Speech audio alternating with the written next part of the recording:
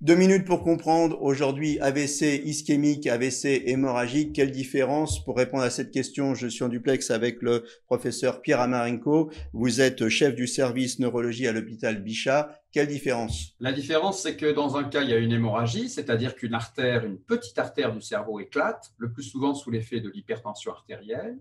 Et dans l'autre cas, c'est une ischémie cérébrale, c'est-à-dire un caillot qui bouche une artère, d'où la privation d'oxygène de la zone irriguée par cette artère du cerveau.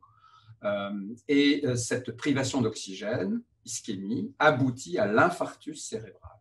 Donc, c'est deux choses totalement différentes. L'infarctus, 80% des cas, l'hémorragie, 20% des cas.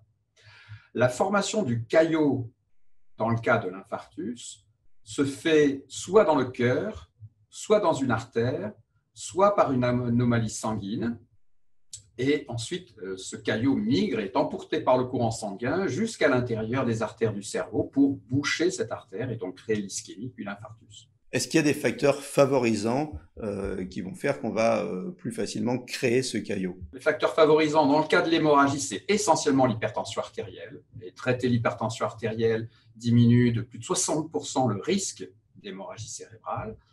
Dans le cadre de l'infarctus cérébral, de la formation du caillot, alors là, c'est la maladie athéroscléreuse, celle qui bouche les artères coronaires aussi pour donner l'infarctus du myocarde, mais qui bouche aussi les artères carotides ou les artères à l'intérieur du cerveau pour donner l'infarctus cérébral. Cette maladie athéroscléreuse est favorisée par l'hypertension artérielle, l'hypercholestérolémie, le tabac, le diabète, le cannabis, et la sédentarité ainsi que l'absence d'exercice physique. Voilà, attention aux facteurs de risque et dans tous les cas, en cas de suspicion d'AVC, appelez immédiatement le 15. Nos émissions vous plaisent, alors aidez-nous à faire grandir la chaîne.